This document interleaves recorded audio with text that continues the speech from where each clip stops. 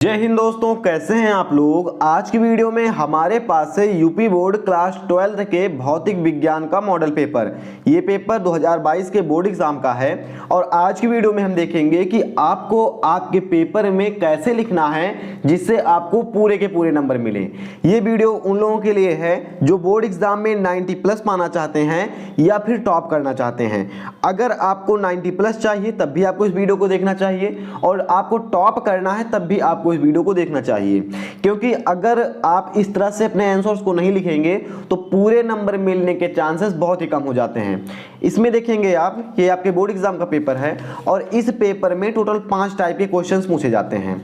हम देखते हैं पहला टाइप। तो पहला टाइप है आपका बहुविकल्पीय प्रश्न। ठीक है, ये होता है बहुविकल्पीय प्रश्न और इसका आंसर कैसे लिखना है एकदम सिंपल सा है। 1 नंबर का क्वेश्चन आता है। सबसे पहले क्या करना है, आपको इस क्वेश्चन को पढ़ना है। जैसे पहले क्वेश्चन का जो आंसर है वो है पहला आंसर, 2 बिंदु आवेश K1 परावैद्युतांक वाले माध्यम में रखे हैं, उनके मध्य लगने वाला स्थिर वैद्युतिक बल F है। यदि माध्यम का परावैद्युतांक बदलकर K2 कर दिया जाए तब इनके मध्य स्थिर वैद्युतिक बल होगा। कितना होगा ये आपको आपकी कॉपी में लिखना है। जैसे इसका मान लीजिए पहला ऑप्शन ये वाला सही है, K2/K1 × F। तो आप इसको कॉपी में कैसे लिखेंगे, तो ऐसे आपको लिखना है। इसको आपको क्वेश्चन नहीं लिखना है, आंसर लिखना है और लिखना है। यहां पर आप देखेंगे हमने लिखा हुआ है पहले से ही।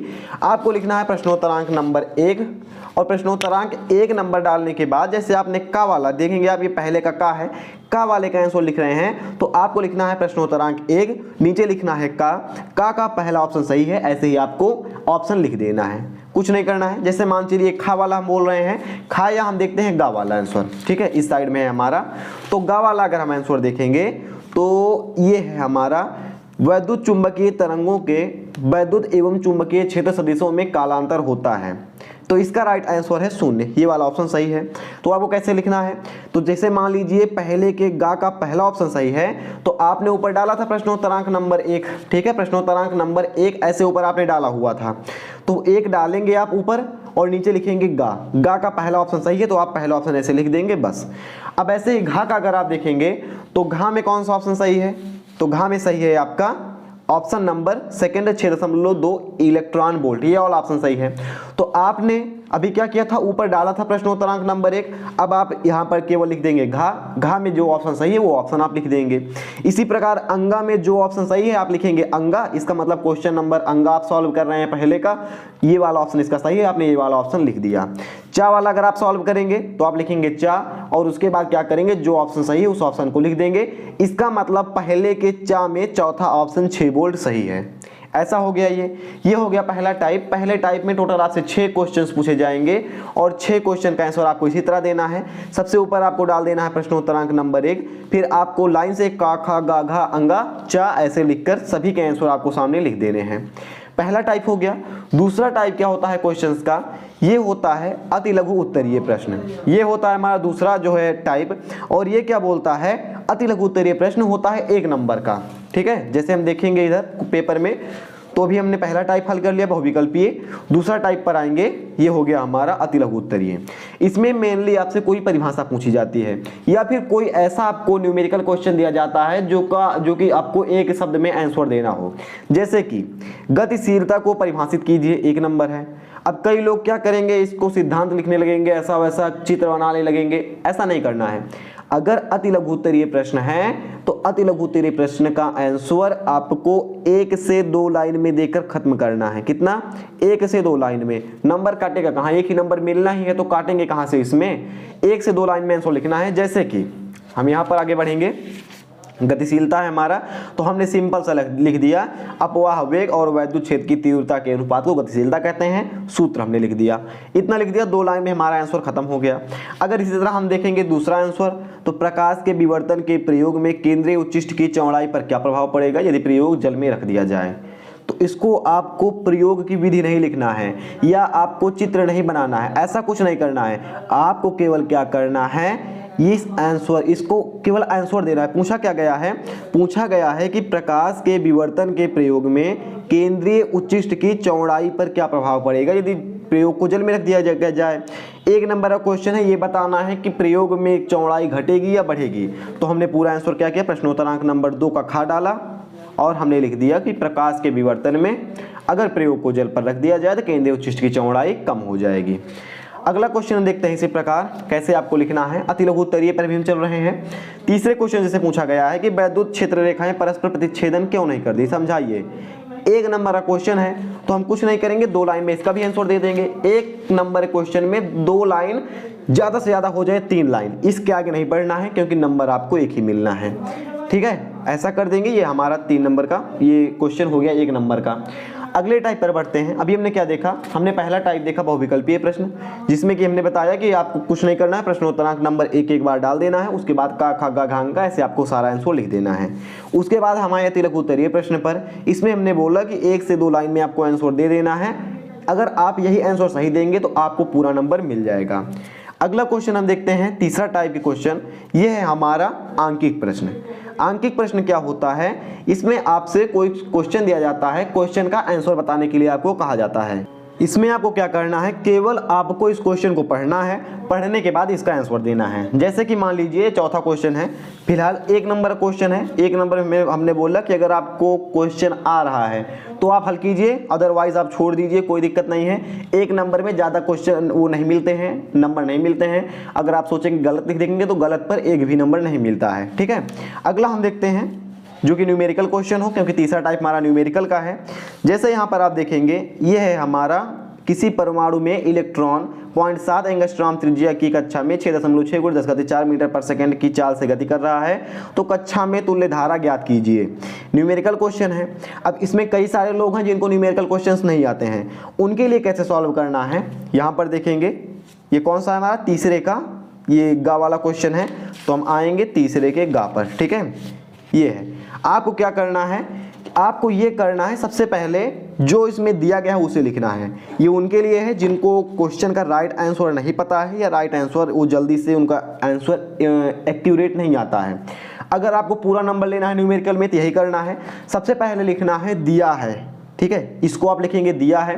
दिया है में क्या लिखेंगे, जो कि आपको क्वेश्चन बोला गया। जैसे इसमें बोला गया है कि परमाणु में इलेक्ट्रॉन 0.7 एंगस्ट्रॉम की कक्षा में गति कर रहा है, तो आपको क्या पता है कि कक्षा की त्रिज्या कितनी है, 0.7 एंगस्ट्रॉम है। हमने लिख दिया है कक्षा की त्रिज्या 0.7 एंगस्ट्रॉम।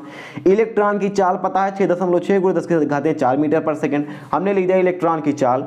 अब हमको लिखना है कि ज्ञात क्या करना है, तो ज्ञात हमें क्या करना है, कक्षा में तुल्य धारा का मान ज्ञात करना है। तो हमने लिख दिया कि ज्ञात करना है कक्षा में तुल्य धारा का मान। अब यहाँ से 2 नंबर का क्वेश्चन है, तो 1 नंबर मान चलिए या आधा नंबर आपको यहाँ से मिल जाएगा। इसमें कुछ नहीं करना है, आपको केवल जो दिया है लिखना है, जो ज्ञात करना है लिखना है। अब आप लिखेंगे हल। ठीक है, हल आप इस तरह से लिखेंगे। अगर हल लिखने के बाद आपका आंसर यहाँ पर एक्यूरेट आ रहा है, तब आपको 2 नंबर मिलेंगे, पूरे के पूरे 2 नंबर मिलेंगे। अगर एक्यूरेट आंसर नहीं आ रहा है तब भी आपको यहाँ पर 1.5 नंबर मिल जाएंगे, ये पक्की बात है। तो अगर आप जिस तरह से इसमें हमने बोला दिया है ज्ञात करना है, फिर आप हल कर ऐसा क्वेश्चन करेंगे तो आपको पूरे के पूरे नंबर मिल जाएंगे। अगला जैसे हम क्वेश्चन देखते हैं, इसमें एक क्वेश्चन यहाँ पर दिया गया है चौथे का खा वाला। इसमें आपको ये चित्र दिया गया है, ये क्वेश्चन है आपका 3 नंबर का। 3 नंबर के आंकिक प्रश्न को ऐसे हल करना है, लेकिन एक चीज आपको करनी है, आपको चित्र बना लेना है। इसमें चित्र नहीं बनाएंगे कोई भी नंबर आपको नहीं मिलेगा। ठीक है, इसी तरह से कोई और होगा मेरे हिसाब से। जी हाँ, यहाँ पर एक और क्वेश्चन दिया गया है, लेकिन पहले हम इसको समझ लेते हैं कि ये वाला जो आंसर है हमारा चित्र वाला, इसको हम कैसे सॉल्व करेंगे। सबसे पहले चौथे का खा वाला क्वेश्चन है, तो हम लिखेंगे प्रश्नोत्तरांक नंबर 4 खा। ठीक है, ये का है, ऐसे हम लिखेंगे प्रश्नोत्तरांक नंबर 4 खा। ठीक है, प्रश्नोत्तरांक नंबर 4 खा। अब हम लिखेंगे दिया क्या गया है। ठीक है, जैसे कि यहाँ पर इसमें 2 चीज पूछा गया है कि किसी चालक की वैद्युत धारिता की से क्या अभिप्राय है, यानी वैद्युत धारिता की परिभाषा देनी है। तो पहले इसमें जो पूछा गया है वो हम लिखेंगे। तो हमने लिखा प्रश्नोत्तरांक नंबर 4 का, हमने परिभाषा लिखी और ये सूत्र लिख दिया। इसके बाद इसके नीचे यहाँ पर हमको एक चित्र बनाना है जो कि दिया गया है। चित्र आपको जरूर बनाना है।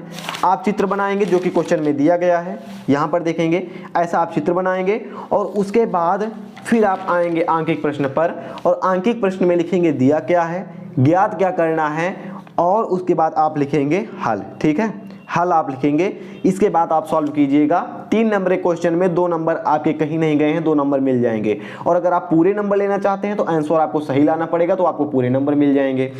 अगले टाइप के हम क्वेश्चन पर आते हैं। ये होता है हमारा लघु उत्तरीय प्रश्न। लघु उत्तरीय प्रश्न उन्हें कहते हैं जो कि 3 नंबर और 5 नंबर में आते हैं। 3 नंबर के आंसर को कम से कम आपको 6 लाइन में जरूर लिखना होता है, 6 या 8 आप मान चलिए। 8 लाइन में कम से कम इसको 3 वाले को 8 लाइन में आपको लिखना होता है, 5 वाले को 1 पेज में आपको लिखना होता है, तब आपको इसमें पूरे नंबर मिलते हैं। जैसे कि हम कोई आंसर इसमें देखते हैं। एक क्वेश्चन है चौथे का गा वाला, ये हमारा क्वेश्चन है। यहाँ पर आप देखेंगे चौथे का गा, ये क्वेश्चन है। एक लंबी परिनालिका के 100 प्रेरकत्व का सूत्र स्थापित कीजिए, 3 नंबर का है।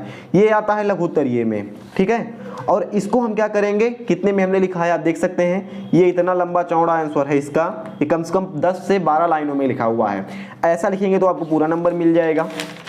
इसी तरह चौथे का घा है, ये भी हमारा लघु उत्तरीय क्वेश्चन है। हमने इसमें कितना लिखा है आप देख सकते हैं, ये देखिए इतना बड़ा हमने लिखा है, कम से कम ये 1 पेज का यही आंसर है। तो जो आपके लघु उत्तरीय क्वेश्चन है उनमें आपको 10 से 12, 8 से 12 आप बोल सकते हैं, 8 से 12 लाइन लिखनी है। लास्ट वाली कैटेगरी हमारी आती है दीर्घ उत्तरीय क्वेश्चन पर, दीर्घ उत्तरीय प्रश्न। इसमें आपको कंपलसरी है, अगर आप 1 पेज नहीं भरते हैं या आप आधे से ज़्यादा कम से कम 15 से 16 लाइन नहीं भरते हैं, आपको नंबर पूरे नहीं मिलेंगे। 5 नंबर का क्वेश्चन आता है। और अगर हम इसको आप देखेंगे तो यहाँ पर एक हम दीर्घ उत्तरीय क्वेश्चन देख लेते हैं। हमारा क्वेश्चन इधर है, ये भी 3 नंबर के हैं। और 5 नंबर में हमें कितने मिलते हैं क्वेश्चंस, इस साइड वाले क्वेश्चंस ठीक हैं कुछ। संधि डायोड क्या है, पीएन संधि, अग्रभिन्नत और पश्चराभिन्नत, ये सब इसमें बताना था। 7 नंबर का क्वेश्चन है। चित्र बनाना अनिवार्य है, हमने पहले ही आपको बता दिया है। तो हम आएंगे क्वेश्चन नंबर 7 पर। तो क्वेश्चन नंबर 7 हमारा किधर है, ये 5 है, ये 6 है, ये 7 है। अभी आप क्या करेंगे, सबसे पहले किसने क्या बोला है, आप क्या करिएगा, जो इसने पूछा है, पहले इसने पूछा है 7 नंबर में कि संधि डायोड क्या है, आप संधि डायोड लिखेंगे। अग्रभिन्नत पश्चाभिन्नत पूछा है, वो लिखेंगे। फिर जब ये परिभाषा पूरी हो जाए तो इसमें पूछा है A1 और A2 का पाठ्यांक, पहले आप इतना सब कुछ लिखेंगे।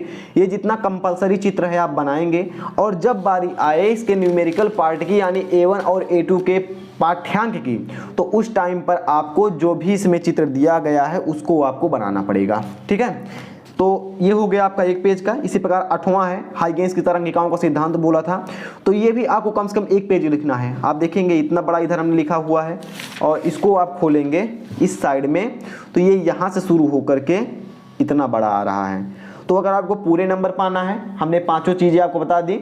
आपको कैसे लिखना है बहुविकल्पीय प्रश्न, आपको कैसे लिखना है, एक लाइन में आप खत्म कर देंगे ऑप्शन नंबर डालकर। उसके बाद दूसरा हमारा चीज़ आया अतिलघु उत्तरीय क्वेश्चन। अतिलघु उत्तरीय में क्या करना है, 1 से 2 लाइन लिखना है, इतने में आपका काम चल जाएगा। इसके बाद हमारा आया तीसरा क्या आया, आंकिक प्रश्न। आंकिक प्रश्न हमने आप देख लिया कैसे करना है हल। चौथा आया लघु उत्तरीय प्रश्न, इसमें कम से कम 8 से 12 लाइनें आपको लिखनी है। उसके बाद लास्ट क्वेश्चन आया दीर्घ उत्तरीय, इसमें आपको कम से कम 1 पेज लिखना है। अगर आप इस तरह से कॉपी लिखते हैं तो 90 प्लस तो आपको मिलेंगे ही, प्लस आपके सबसे ज़्यादा नंबर होने के चांसेस बहुत ज़्यादा बढ़ जाएंगे। फिलहाल ये वीडियो कैसी लगी आप हमें कमेंट करके बताइएगा। अगली वीडियो किस टॉपिक पर चाहते हैं प्लीज़ कमेंट कीजिएगा। हम मिलेंगे किसी वीडियो में। जय हिंद।